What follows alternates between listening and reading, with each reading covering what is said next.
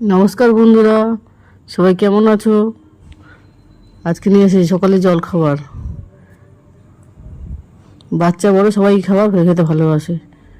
টিফিনে বানিয়ে দিতে পারেন। চিড়ার পোলাও প্রথমে বানাবো। চিড়ার পোলাও নেওয়ার জন্য মোটা দানা চিড়া নিতে হবে। তো ভালো চিড়া পোলাও করতে গেলে মোটা দানা চিড়াটাই লাগে। সবজি কুচি নিয়েছি, গাজর, বিম, বিভিন্ন ড্রাই ফ্রুট এটাকে কুচিয়ে নিয়েছি।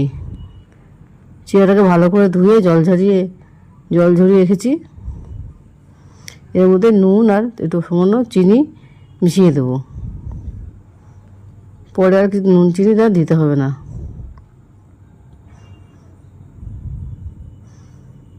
পাতলা দানা চিড়া দিয়েও হয়ে যায়, তবে এটা গলে যায়। চিড়াটাকে ধুয়ে সঙ্গে সঙ্গে জল ঝরিয়ে রাখলে শুকনো শুকনোই থাকবে। এবার কড়াইতে তেল দিয়ে দিলাম, দুটো শুকনো লঙ্কা চিড়ে দিয়ে দিলাম। কারি পাতা দেবেন, ফোড়ন দেবো। এই কারি পাতা গন্ধটা খুবই ভালো লাগে খেতে। ও গাজর, বিনগুলো দিয়েছিলাম, ওগুলো ভালো করে ভাজবো। অল্প কাঁচা লঙ্কা দেবো, যে যেমন ঝাল খায়। বাচ্চারা যদি এইসব চিড়া পোলাও ভালো খায়, তাই অল্প লঙ্কা দিলেই ভালো হয়। অল্প পেঁয়াজ কুচিও দিয়ে দেবো। পেঁয়াজ কুচিতে স্বাদটা আরও দ্বিগুণ হবে। পেঁয়াজ না দিলেও চলবে।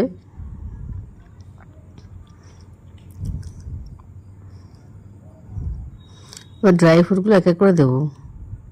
কিশমিশ, কাজু বাদাম, আমন্ড সিরাম আছে, সেটাও দিয়ে দিয়েছি। সবগুলো একসঙ্গে ভালো মতো ভাজা করতে হবে। গ্যাসের আঁচটা একটু কমিয়ে নেবেন। কড়া আছে, পুড়ে যেতে পারে। সামান্য করে হলুদ দুধ দিলাম।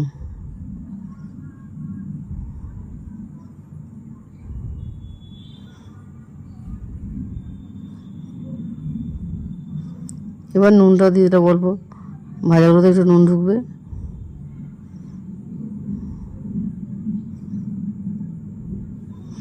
শীতকালে অনেক রকম সবজি পাওয়া যায়, যেই কালে যে সিজনে যে সবজি দিয়ে রান্না করতে পারবেন।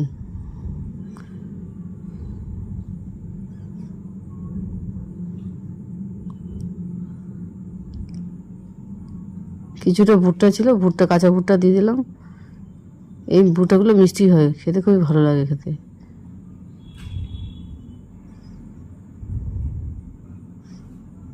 এবার ভিজানো চিড়াগুলো দিয়ে দিচ্ছি, দিয়ে ভালো মতো করে মেশাবো।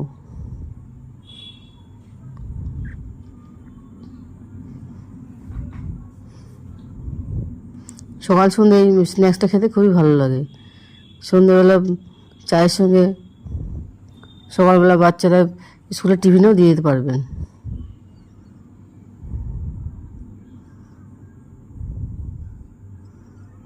ভালো মতো মিশিয়ে নিচ্ছি। মিশিয়ে আবার জলের চিটা একটু দেবো।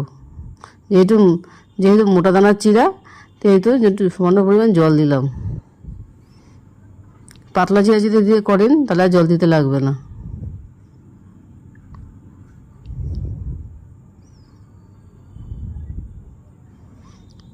ভালো মতো মিশিয়ে নিচ্ছি। দেখুন, রেডি আমার চিড়ার পোলাও। খেতে খুবই ভালো, গরম গরম খুবই খেতে ভালো লাগে। এবার একটা নতুন খাবার নিয়ে আসবো, কোরিয়ান পটাটো। দেখবেন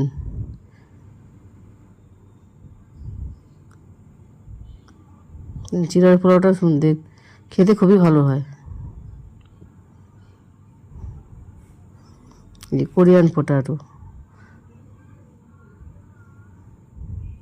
আজকালকার ছেলেমেয়েরা এইসব কোরিয়ান পটাটো খেতে খুবই ভালোবাসে। প্রথমে আলুগুলোকে ছাড়িয়ে নিয়েছি, এবার সিদ্ধ করব।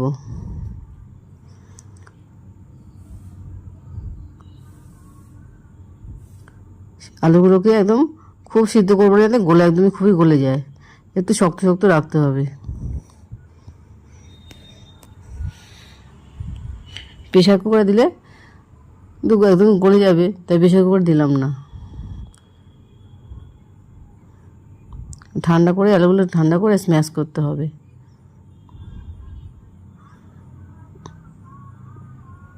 আলুগুলো টিপে টিপে ভালো করে স্ম্যাশ করে নিচ্ছি।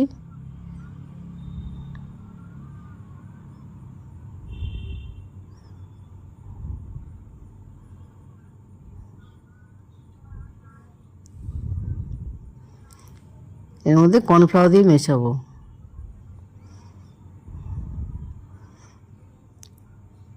বাড়িতে যেমন আটা মাখি ওইভাবে কর্নফ্লাওয়ার দিয়ে আলু সিদ্ধ সিদ্ধ আলুটা দিয়ে ভালো মতো মাখবো, চটকে চটকে মাখবো যাতে গোলে পাকানো যায়। যেমন লিচি পাকানো, লিচি আমরা বাটার লিচি করি ওইরকম করে মাখবো যাতে লিচি পাকানো যায়। দেখুন আমি মেখে নিয়েছি। এবারে আমার নুন দিতে ভুলে গেছিলাম, তাই নুনটা দিলাম।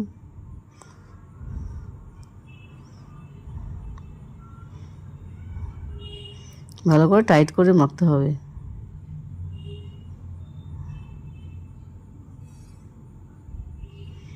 ছোটো ছোটো বলে আঁকা তৈরি করতে হবে। একটা বোতলে ঢাকনা নেবেন, নিয়ে চেপে চেপে সুন্দর করে ডিজাইন তুলতে পারবেন। এগুলো দেখতে খুব সুন্দর হয়।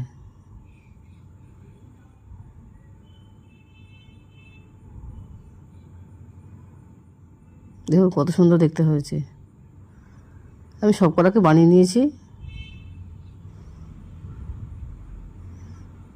এবার কড়ার মধ্যে জল বসিয়ে দিলাম। জল যখন ফুটবে তখন এগুলোকে দিতে হবে।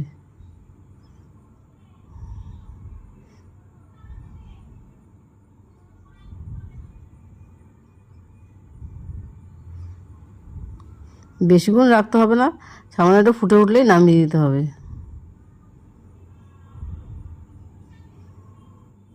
পাশে একটা ঠান্ডা জলের ব্যবস্থা করতে হবে, যে উঠিয়ে ঠান্ডা জলে দিতে হবে। এগুলো একটু সিদ্ধ হয়ে গেলেই ঠান্ডা জলে দিয়ে দিতে হবে। ফুটছে, হয়ে গেছে, আবার উঠিয়ে সঙ্গে সঙ্গে ঠান্ডা জলে দিয়ে দেবো।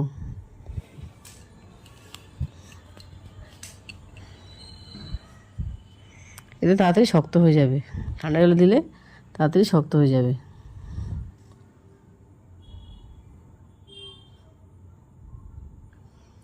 খেতে খুবই ভালো লাগে, মজাদার একটা স্ন্যাক্স।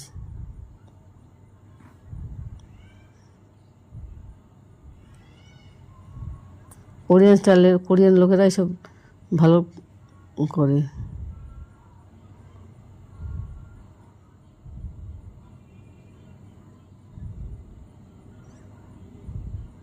বাচ্চা বাচ্চা ছেলেমেয়েরা রেস্টুরেন্টে গিয়ে এইসব কোরিয়ান খাবার কিনে খায়।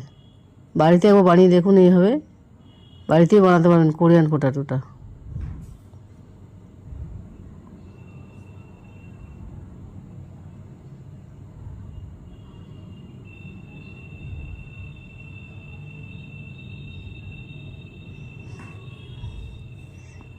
ঠান্ডা হয়ে গেলে এবার তুলে নিয়েছি।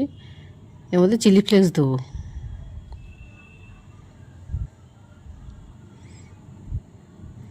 আর সয়া সস, অল্প একটু সয়া সস দিয়ে দেবো।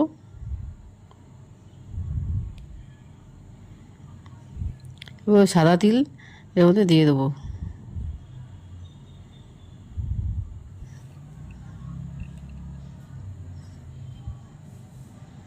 সামান্য পরিমাণে টেস্টের জন্য নুন,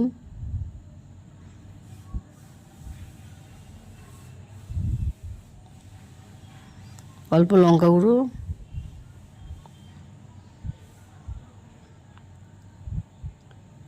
কড়াইয়ের মধ্যে বসিয়ে একটু বাটার দিয়ে দিলাম।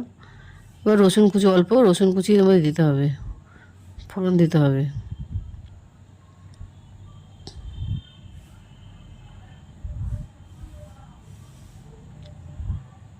এটা ফোড়ন হিসেবে ব্যবহার হবে। রসুন কুচি পুরোপুরি লাল লাল লাল করে ভাজতে হবে না, হালকা হালকা ভাজা হলেই নামিয়ে ফেলতে হবে। শীতকাল হলে স্প্রিং অনিয়ন দিতে পারবেন,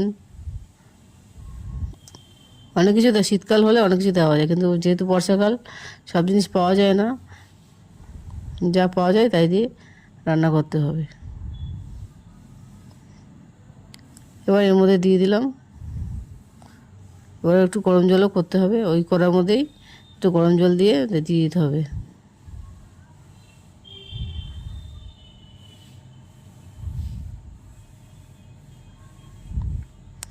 ভালো করে মাখিয়ে নিতে হবে, রেখে একটু ডিপ ফ্রিজে রেখে দিতে হবে। ডিপ করে ঠান্ডা করে একটু ফ্রিজে রেখে দিতে হবে। যখন জমে যাবে একটু শক্ত শক্ত হবে, তারপর নামিয়ে দেবেন।